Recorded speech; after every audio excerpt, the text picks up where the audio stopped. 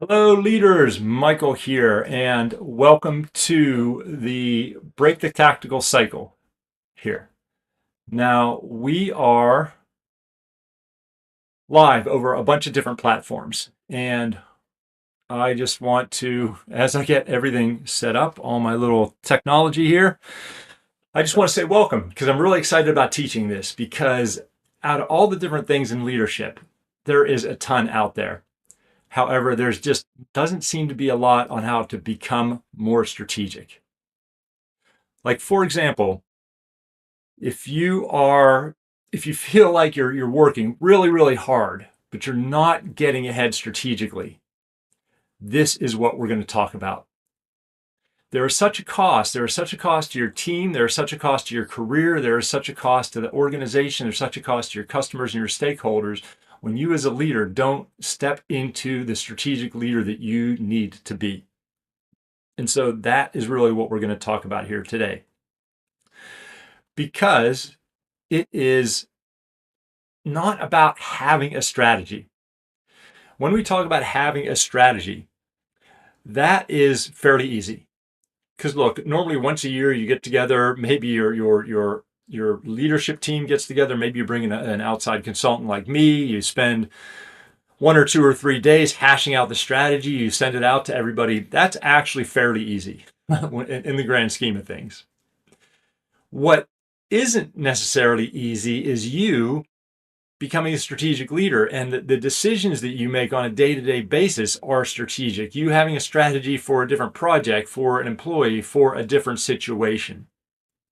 You showing up. Because I'll tell you what I get a lot of when I listen to leaders. I talk to a ton of leaders on all different levels. And here's what I hear. I know what I should be doing. I just never get to it. I'm busy putting out fires and running around from meeting to meeting. I look at their calendar and they show me their calendar. It's like meeting, double book meeting, double book meeting, meeting. And they're like, I don't have any time to do anything. Yeah, you're right. You don't have any time to do anything strategic. That's a problem. And that's something you got to fix. And we'll talk about how to fix that. Or what they say is, I made it to the table. And when I say table, it's like they've made it to the senior leadership team. They've made it to the leadership team. They made it to the board. And they've worked really, really hard. But they don't feel like they fit in. They see how other workers, other leaders are looking at them, and they're not seeing them as the strategic leader. And they're not being called on to play the strategic role because people feel that they can't handle that. So if that's you, you're holding yourself back and you're being held back. And I'm working harder and harder and harder, but I'm never really getting ahead. Like, I'm doing what needs to be done, but we're not making the leaps we need to, and it's burning you out. And it's like, I can't do this much longer. And the last thing I hear very often is my team, my boss, my coach, my peers, whoever said I have to be more strategic. I've gotten that feedback specifically. And maybe it's your own inner voice, maybe it's somebody else. And you may know what that is and you may not know what that is. You may have an idea that you're not that, or you may have an idea or you may not have an idea, but you do know it's a problem. Now, this is really about shifting, and we're going to talk about why you have to shift and how you shift. And I'm just going to get my highlighter out here, which I really like. So it's about shifting from this tactical leader to this strategic leader, about being stuck in the weeds and leading with focus instead of getting out of the urgency, leading with focus, making sure you have the headspace to be the strategic leader, quit doing everything yourself and empowering others, getting that real influence with key stakeholders and being the person that's trusted because of their strategic ability, and then really becoming the leader that is within your potential. And you may have tasted this, you may not have tasted this, but really this is growing you to the next level of leadership. Now, really quick about me, most of you probably know me, but if you don't know me already, I'm just going to spend 1 minute on this. I founded, scaled, and sold 3 of my own enterprise software companies, 2 in California, 1 in Singapore. I've been a VP, I've been a CXO, I've been on multiple boards. My 4th book is Leadership Mindset 2.0. It's won a couple Book of the Year awards. And look, I specialize, this is leadership mindset. And what I've broken high performance leadership down is into three things. One is the hardcore mindset stuff. The second is team performance. And the third is becoming a more strategic leader. And that's what we're talking about today. And this is what companies like Uber, Salesforce, Microsoft, Indonesian power company recently hired me to work with their leaders. This is what some of the highest performers in the world hire me to teach their leaders. So we need to break the tactical cycle. So do you get stuck in this tactical cycle where it's like, oh, you go into your calendar, your busy calendar, and you clear out some space. And then what happens? Then something urgent happens, whether it's a customer or, one of the many things that comes across your desk. And you're like, oh my gosh, that's really crucial. So you fly in and do it. And then all of a sudden you're overwhelmed again. You're busy. You're trying to get out of the office on time, trying to quit on time. You end up doing some emails at the end of the night just to catch up, and after dinner, after the kids are asleep, whatever it is. And then you're like, oh, I'll try again next week. And it seems like you can't get out of this cycle. The cycle is there all the time, and it's overwhelming. And it's like, how do I get out of this? That's what I get a lot of. Okay, so we are just going to talk about we're going to talk about why this is and then what you got to do about it. So let's talk about your strategic wiring. So if we look at how you've been wired throughout your life, here is here's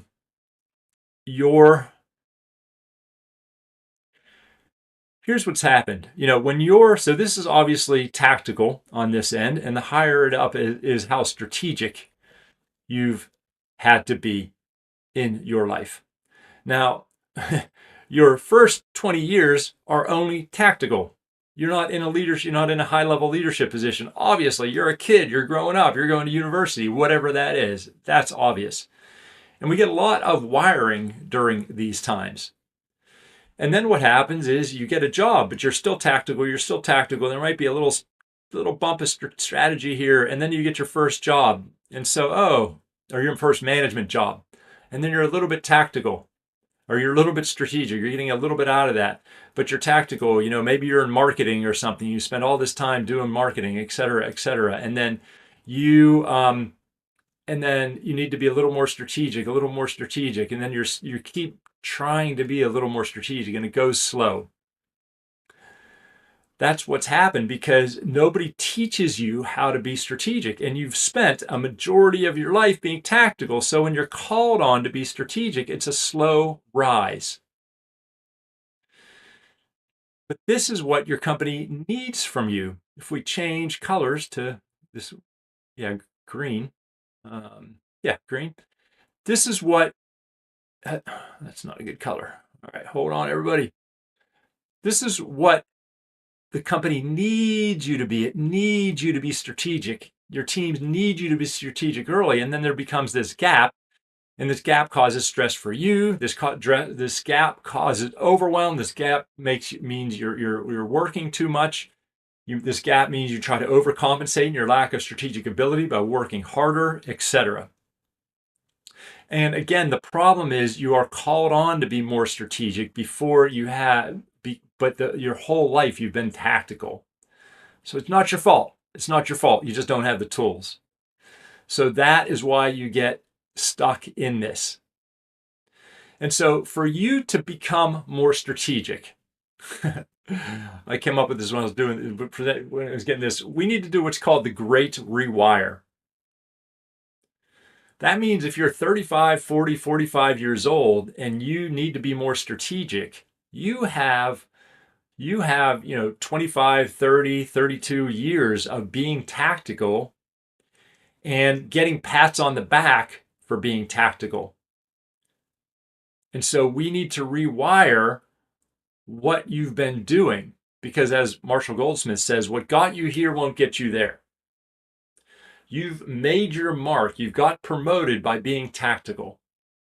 And, the way the brain works is any way you get hey, good job for doing something. You want to do more of that. But now it's the same thing that you used to get a good job for. You need to stop doing. You need to change how you look at things. So let's talk how to do that. So here's the 5 steps for becoming strategic. And what I did is I broke this down into this is all the stuff below the line is like the 2 foundational things that you need before we start creating. Because like anything else, you need the right foundation to grow. Now, the first thing you need to do is create space to lead. Create the space to lead strategically. Because I alluded to it before, I hate to tell you, you're addicted to doing. You're addicted to being busy. For example, I'll give you some proof.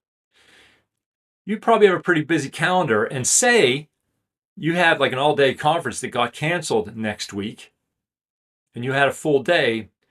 Would you rush to put a bunch of meetings in there? You do.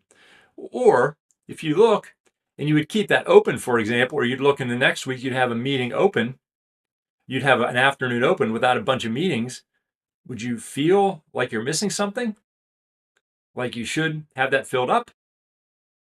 So that is if that is true for you, then that shows you're addicted to being busy. By the way, what I wanted to say in the beginning is that Emma is monitoring these streams. So if you have questions, pop them in the comments, and we'll handle them at the end. I forgot to say that at the end I'll handle questions. I'm going live on a couple streams right now, so I don't see the questions in real time. But Emma is queuing them up, so she's monitoring all this. Okay, and then you have to take responsibility and ownership for your own time and schedule. Sometimes we try to blame this on other things. What the famous things people bring up around this is that Bill Gates takes, I think he calls them reading weeks. He takes a week out once or twice a year, buys a bunch of books, and goes in a little cabin and reads. That was always a famous one of his. But Warren Rustand, who's one of my, I don't fanboy over a lot of people, but I love this guy. I've seen him speak. He was cabinet secretary in his early 20s as president of Ford, and I bet a lot of people on this might not even remember President Ford. Knew he was President Gerald Ford way back a long time ago. He played basketball. Warren played basketball in the NBA. He's obviously older now, right? He's been CEO of 10 companies, and when I saw him talk, he's like, he said, look, I'm on the boards. I'm on the board of directors of like 38 companies or something. I'm like, wow. Because at this stage in his career, he's very strategic. People hire him to be a strategic advisor. And he said, look, what I do every day, now look, he's strategic to the max, so he's doing something that you and I probably wouldn't do, is he said, because it's so important for me to speak and understand and think strategically, for about 4 hours every day, I go into my office, I shut my phone off, I shut my computer off, I just have a pad and paper, and I think. It's like, whoa, what? As a strategic leader, to be strategic, you have to understand that being strategic, thinking strategically, working on problems from a high level is a reflective function. When you are running around like a chicken with your head cut off, fighting fires, going from meeting to meeting, of course you're not strategic. You need to give yourself the space to lead. So that's the first thing you need to do. And the second one is connected to that, is breaking the doer habit.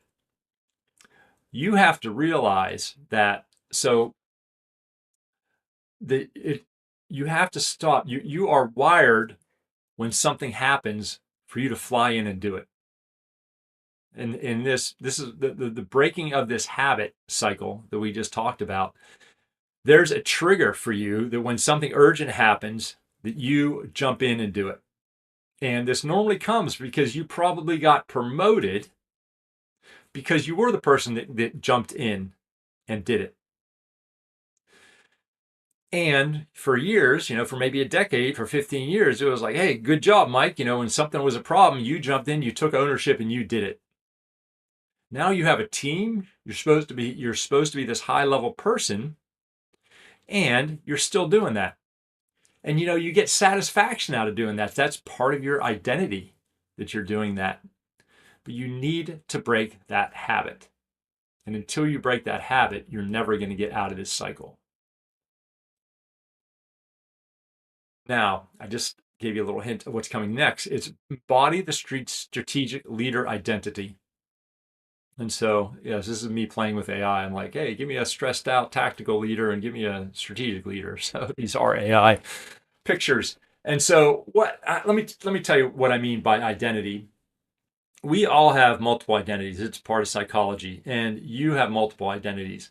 And you have different identities because say you were at your house or at a family gathering and you are around maybe one of your grandparents, and you would act a certain way around your grandparents. You probably give them deference, right? You do a little bit more listening. You'd almost feel like a bit of a kid again. When I would get around my grandparents when they were alive, I even when I was older, I'd feel like that a bit. So you're hanging out with your grandparents. You're like the young one. You feel like the young one, and then you go into the other room, and there's a couple kids, maybe your kids, maybe your nieces and nephews. And all of a sudden your energy changes, your tone changes. You're like the adult. You're like, don't do this, do this. You're joking around with them maybe, or whatever it is, in a different manner. You have an identity that we play into all these different identities. So that just goes to show you how quickly we can shift identities. Now, your identity is also how you view yourself and how your self-talk works. So until you start embracing the fact that you are a strategic leader and you're moving towards that, you're never going to get there. So we say this is the thing. The first person you have to convince is yourself. And maybe that you're not a strategic leader yet, but you're headed there, and you're going to commit to that. Because look, it is about a full internal commitment. You need to commit because you need to redo some wiring, the great rewire, remember? And to undo wiring, that takes a heck of a commitment. Because overcoming our existing wiring isn't fun. Our ego, our brain doesn't like it when we have to do this type of core rewiring. So you need to convince yourself, you need to be like, look, this is something I'm going to do. This is something I'm going to invest in. This is something I'm going to commit to. This I'm going to have discipline around to get there. And it takes a set of tools and strategies, right? So, for example, I play basketball. It's like if I say, hey, I want to be a great basketball player, I need to make that commitment and that shift. Plus, I need a bunch of tools, right? I need skills. So, but before you need those skills, it's not even worth learning those skills until you make that commitment that you are going to step into that. And it may be uncomfortable, and you may have to play around, and you may have to do things differently. Next shift is you want to lead with influence, not control. So we talk about toolkits. And one of the one of the biggest things I work with a lot of leaders on is delegation, is holding teams accountable. It is getting things off of your plate and getting rid of those stupid excuses that everybody gives me why they can't delegate, why they need to do all this stuff, blah, blah, blah, blah, blah. Because you're not going to be able to do everything. And you're not going to be able to do everything in here. And Emma says we just got a question. You're not going to be able to do everything. So yes, you need to stop doing everything. And so you need to develop this tools and skills and discipline on how to orchestrate your team, how to be a high level leader.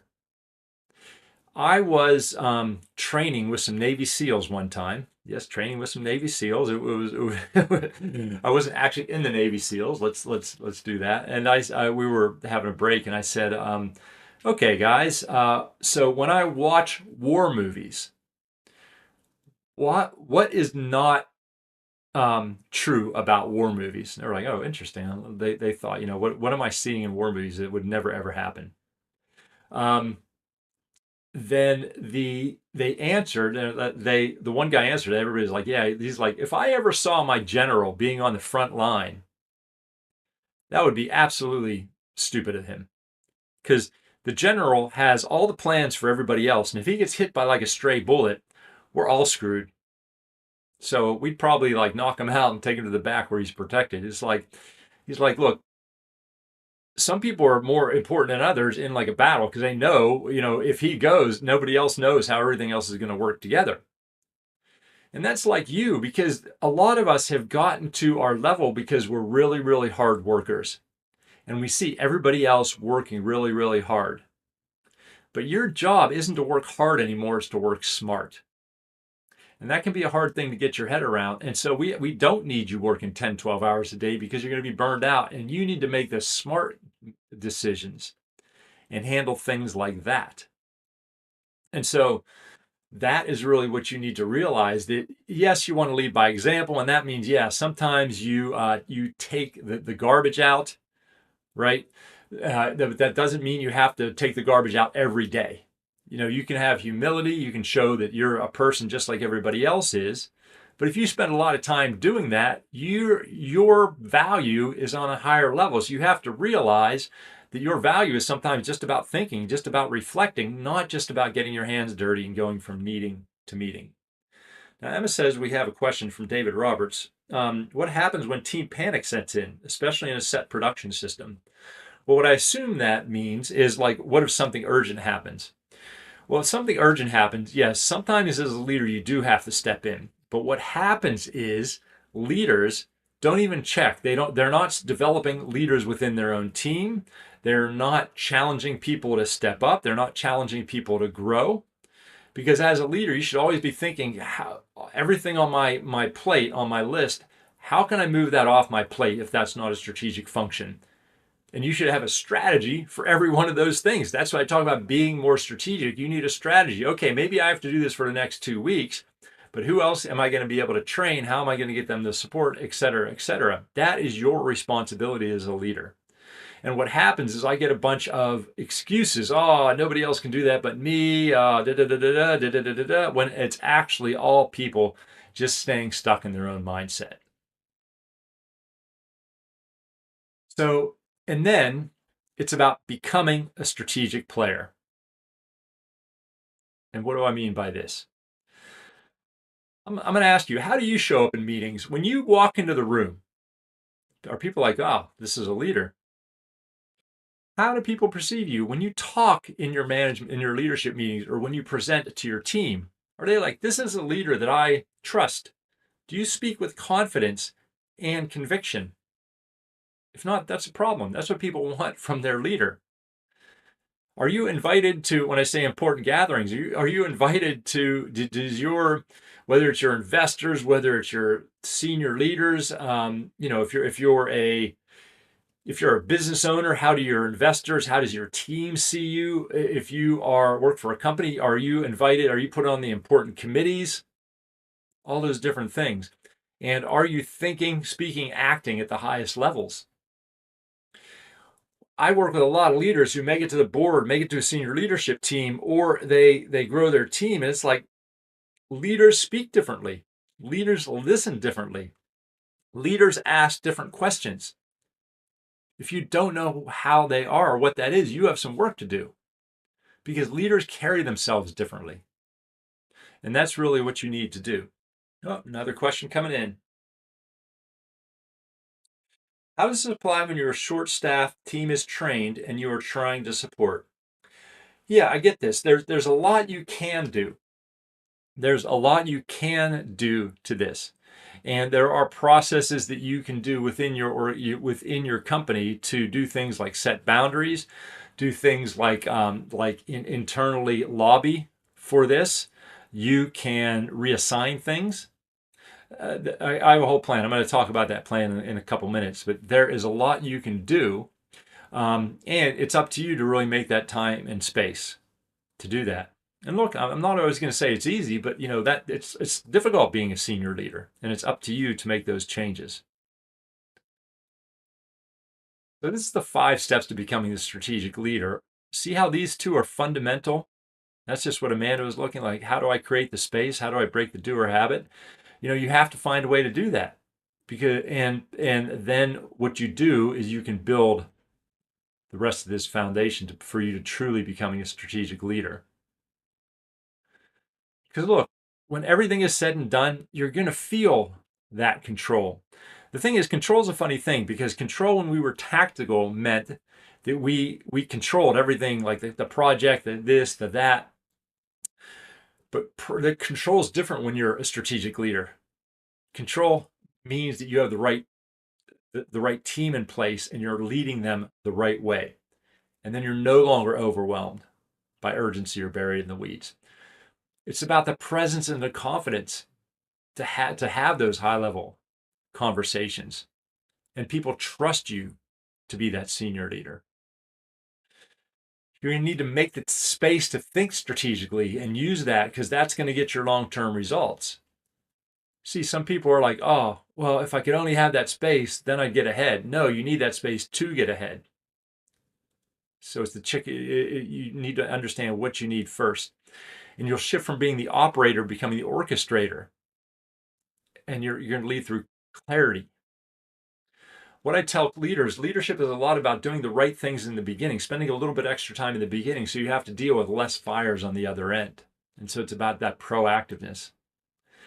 And then look, if you finally wanted to feel like that strategic leader, respected, intentional, and fully in your power, this is what that's about.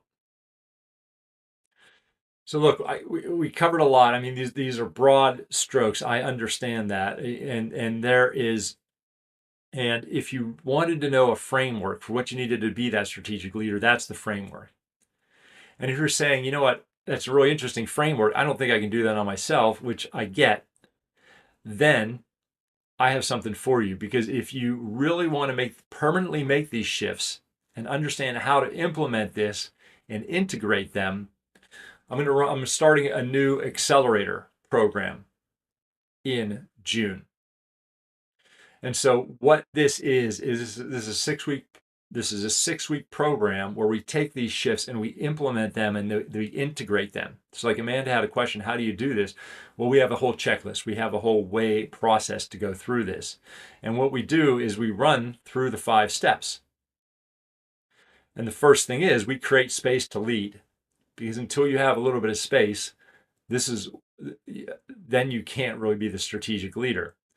So if you're constantly reacting to problems, you're firefighting all the time, you really want to move to the clarity, calm, and leading with intention, this module, you're going to get a lot out of this module.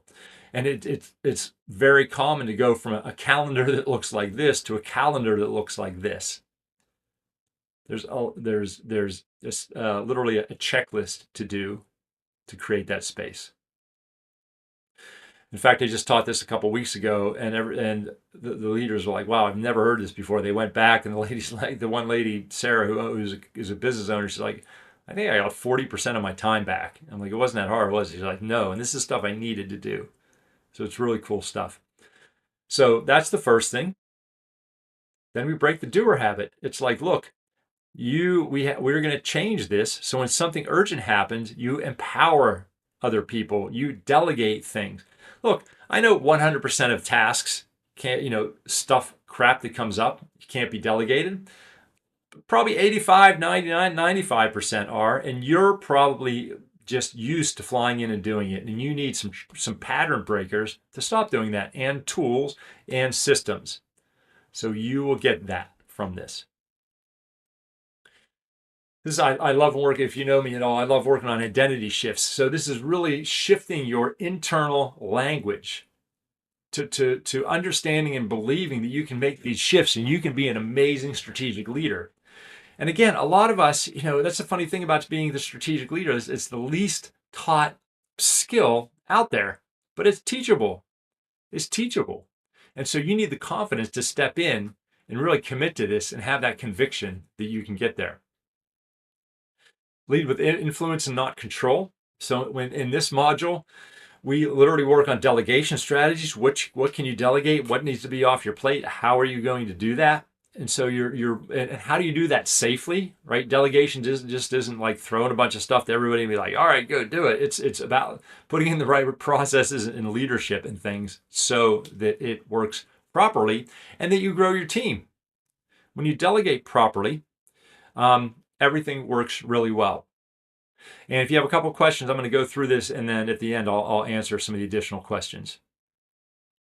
So then becoming a strategic player, I love doing this. I love preparing people for when they join the senior leadership team, when they go into the board meetings, when they go talk. I'm working with a senior leader now who works for a very large company, preparing him on how to look like how to be a powerful strategic player when he's talking to a CEO, when he's talking to the board, and really having him show up and be this A player.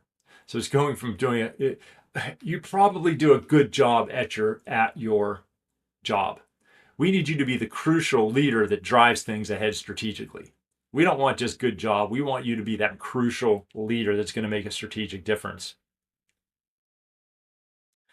And this is really all the stuff that people that have been through the recent programs have done.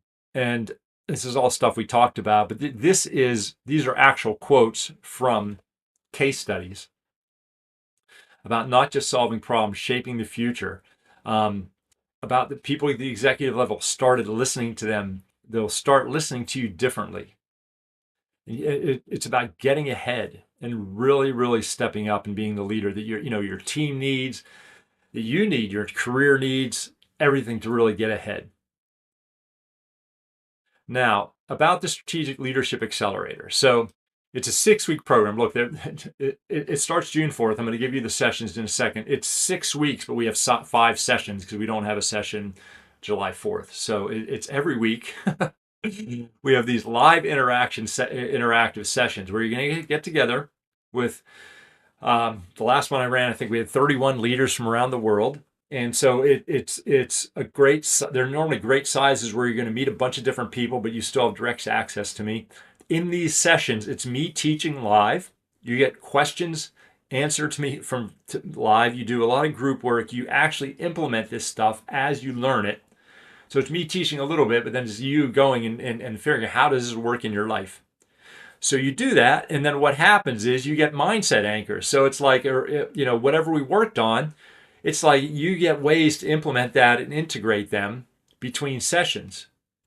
And this is really how we found it's the best way to learn and take this and put it in your everyday life. You get private community access with me answering questions directly and live, and you get lifetime access to these tools.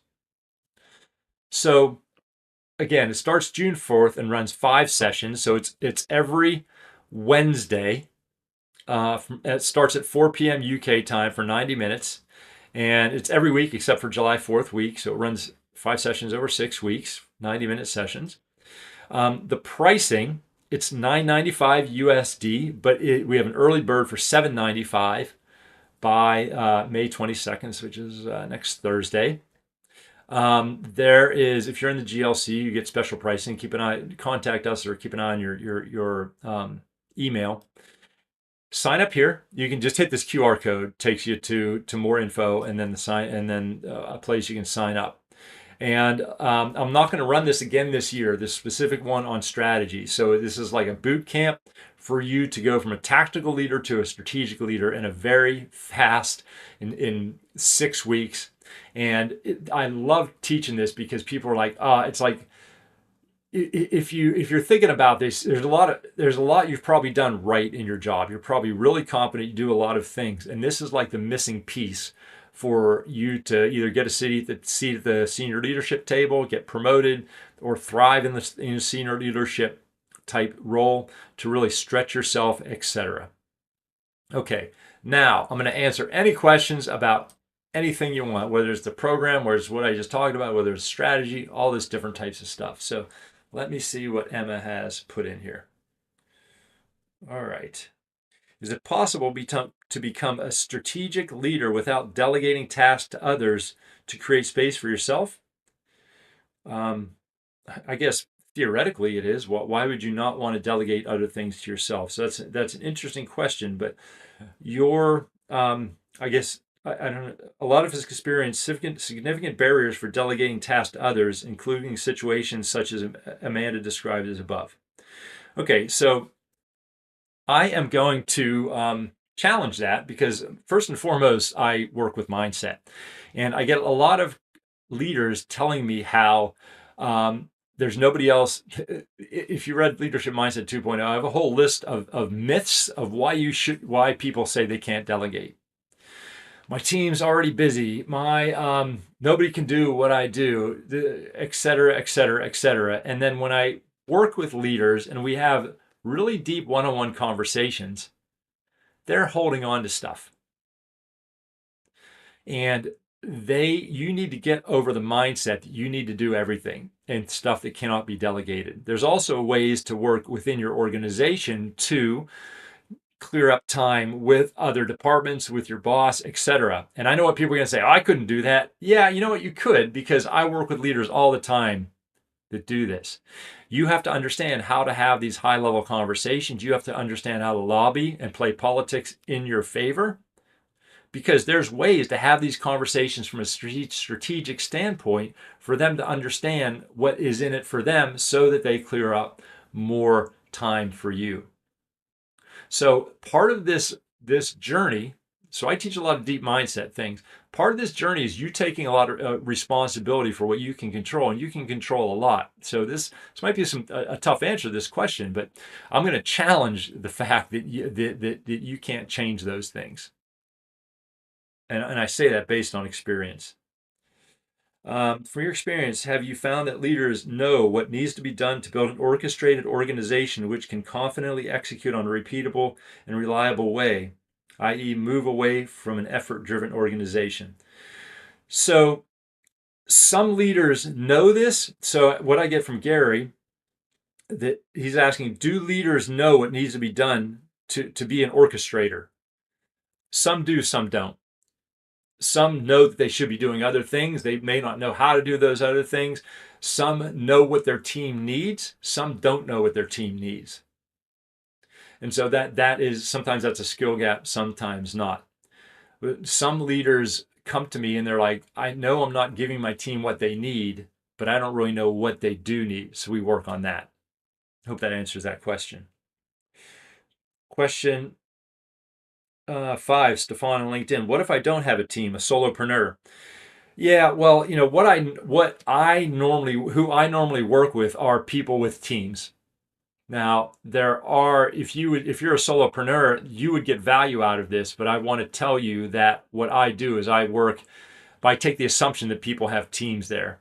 And so if you're a solopreneur and, for example, you have subcontractors, you still need to delegate, you still need to do a lot. And one thing that I had a guy who, he runs a small consulting company, and he's one of the case studies on the page. He in oil and gas, and he's like a solopreneur consultant, and he has a team, but they're all like subcontractors, and he has subcontractors for like marketing and things. He wasn't connecting he wasn't truly connecting with high-level leaders. So he wasn't selling his projects like he should be selling his projects. He was selling tactical projects. I had another salesperson, Ian, that joined the program and got a lot out of this because they weren't connecting with people on the strategic level. They didn't understand the conversations they needed to have. They weren't using the right language. They didn't have the right presence. And so through these programs, both of them learned how to show up confidently and how to speak at the high level that the senior executives expect from that. Because I can tell you, look, I've had my own companies, I've run board of directors. I am always evaluating everybody, and I'm evaluating them. And I'm like, is this a strategic player? If we have a really important meeting, can I invite this person? Are they gonna add something to it? Or are they just gonna talk and take up space and not add anything to the meeting? And so almost every executive you talk to is going to have that same radar. And unless you show up with the right energy, and unless you show up saying the right things in the right manner, you're not going to get invited back, because having somebody who's very tactical at a strategic meeting really throws everything off. And so you need to learn how to do that. So that's my answer. If you're a solopreneur, these are great skills for you. And if you need to relate to people on a higher level, especially in like a professional capacity, you probably get a lot out of it. All right. Oh, we got a lot of good stuff coming in. Cynthia just took your leadership mindset class. Oh, hi, Cynthia. Hey there. Can you explain how this is different in case others are wondering? Okay. Great question, Cynthia. So I mentioned briefly at the beginning, what I realize is what people come to me for are broken into three things. Mindset, which Cynthia just went through an accelerator, which is heavy on mindset, how to overcome imposter syndrome, how to get out of judgment. We learned worked a lot on confidence, relationship with self. Then I have a second accelerator, which I'm probably going to run after the summer, which is on team performance. So it's about holding a team performance, a team accountable. It's having a vision, etc. This is about how to become a strategic leader, how to go from tactical to strategic, just all the stuff that I just talked about. So there's three different things. Do they overlap a little? Yes, but they have different really specific things for the outcome. Great question. Nice to hear from you, Cynthia. Candace, how to navigate and become strategic leader in times of extended chaos? Oh, well, Candace, we could talk for probably 8 days on that, how to navigate and become a strategic leader in times of extended chaos. But here's the thing, Candace, you need to be more strategic in the time of chaos. You know when you need to be less strategic is when chaos isn't going on. The more chaos there's going on, the more you need a specific strategy. And the more the strategy needs to be looked at and adapted. I heard when Google was going through their massive growth, they did yearly strategic planning every month. Okay, yeah, I understand it was not yearly if you do it every month, but basically they went through that whole process every month because they were going through so much change. They needed to look at everything. And so when you're going through chaos, it's hard because you got so much stuff going on. You're like, oh my God, there's so much to do. But you need to this is about taking a view back, because what happens is we get so busy down here, and unless we zoom out, we realize this doesn't need to be done. We're doing this wrong. We got to reallocate that. And the more this is chaotic, the more we waste time and waste effort. Everybody's like, oh, I don't have time to be strategic. I can't delegate. Yeah, actually you do. You need to be strategic to realize all the places that you could improve different things. Okay, all right, Karen or Corinne. This is what I get.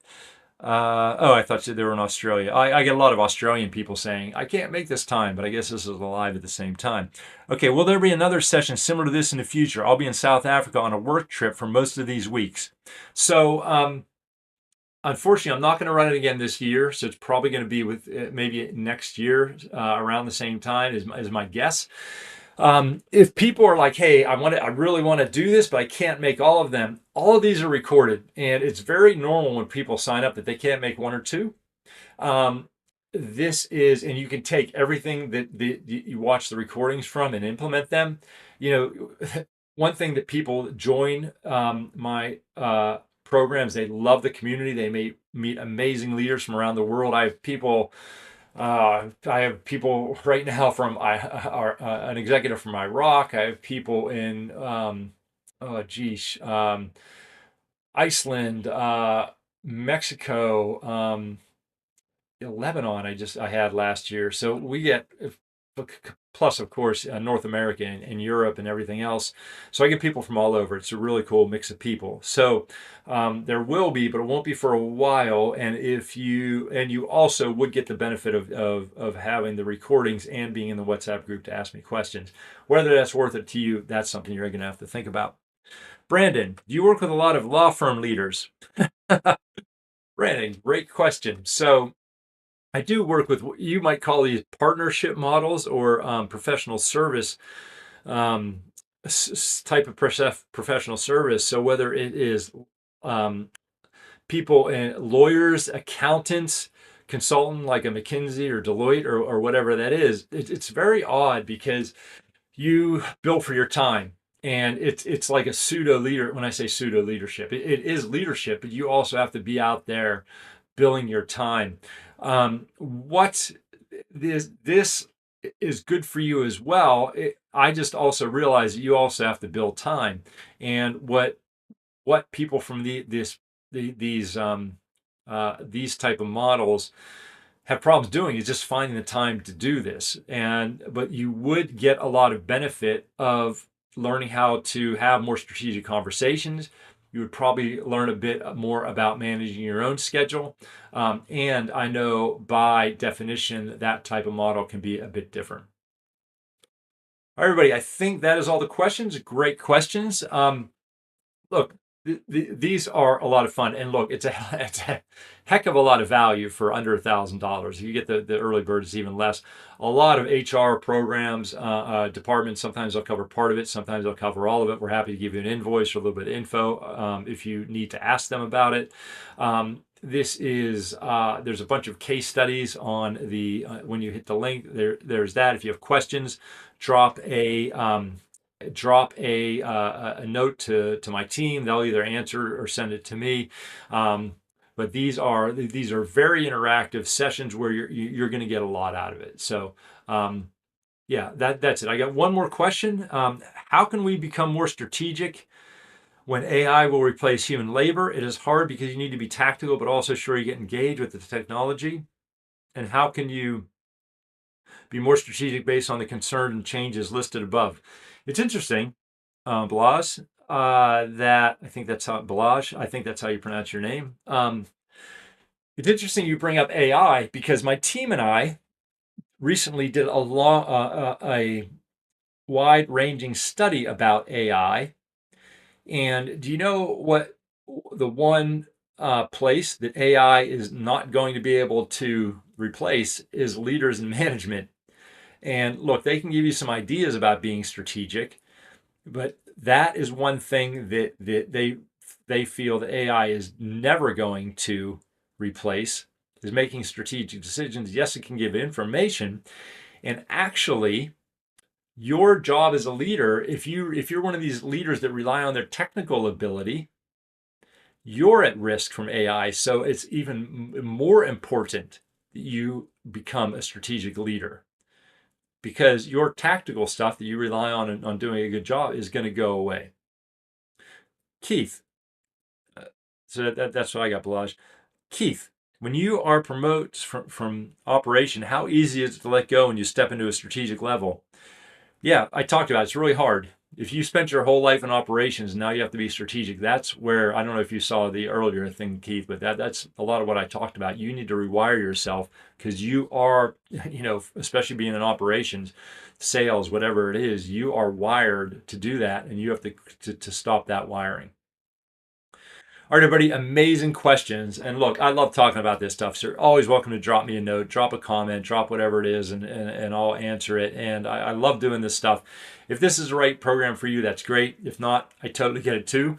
But I can tell you, though, until you really invest in this, you're never going to reach your potential. This is one of the keys that a lot of people are missing to really make sure that they get to where they need to get to for themselves, for their team, for their company, for their family, for their career, all that other good stuff. All right, leaders, Michael here signing off. Hope you got a lot of value with this, and I'm sure I will catch you around. Take care.